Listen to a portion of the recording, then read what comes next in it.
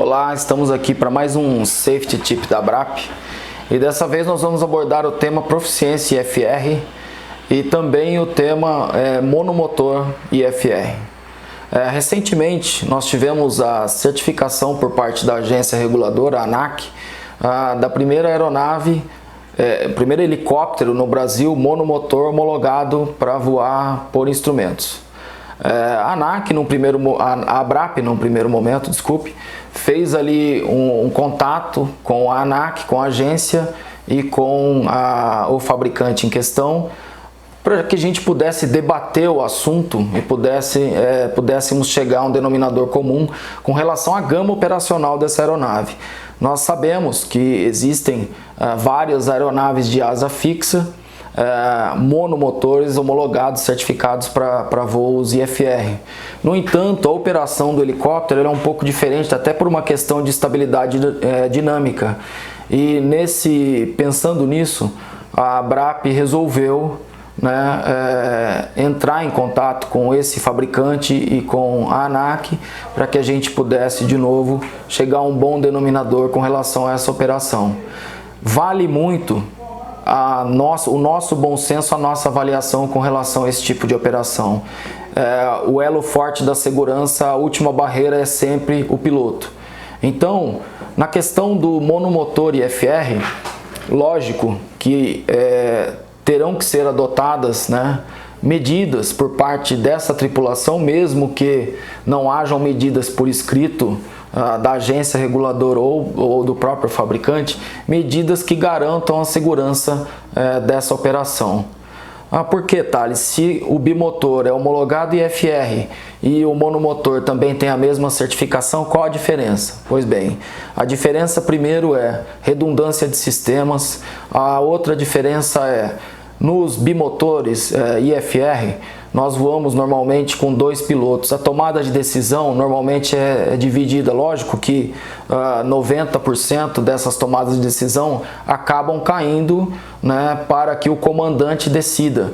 Mas esse comandante normalmente é alguém treinado, alguém acostumado com esse tipo de voo. No caso do monomotor IFR, dificilmente um operador que já até pela característica de aquisição da operação, dificilmente esse operador vai querer vai desejar contratar um outro tripulante para dividir a cabine com você numa aeronave monomotor IFR.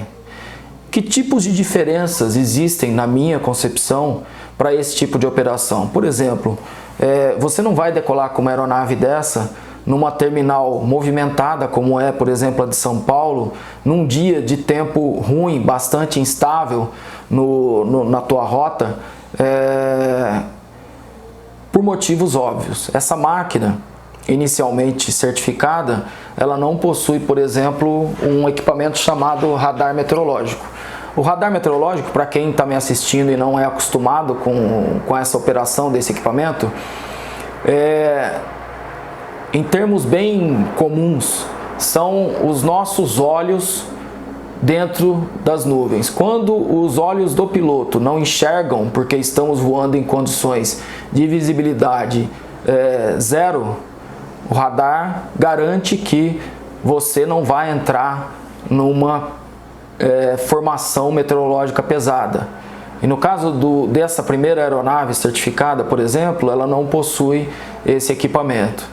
Então, as diferenças operacionais, elas devem ser respeitadas, o bom senso deve ser sempre levado em consideração para que essa operação seja segura. A Abrap não é contra, muito pelo contrário, a esse tipo de operação, mas, de novo, devemos discutir bastante, devemos chegar a um denominador comum para que a operação seja segura.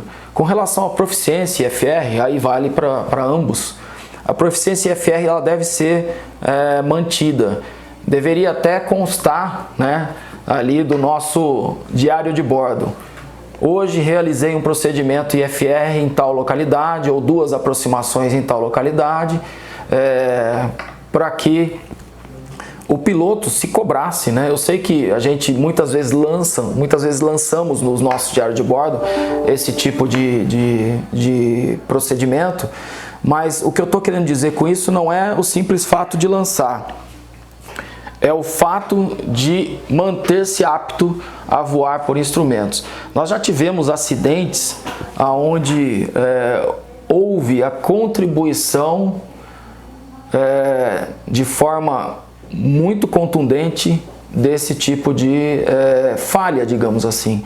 O profissional não estava apto, não estava proficiente, apesar da máquina estar pronta para esse tipo de voo, o profissional não estava no mesmo, entre aspas, nível. Então o que aconteceu, esse acidente que eu estou falando, todo mundo aqui ouviu falar, porque ficou mundialmente conhecido, teve muita repercussão, um acidente com aquele jogador de basquete, o Kobe Bryant. Então, a aeronave, no caso, era certificada para voar por instrumentos.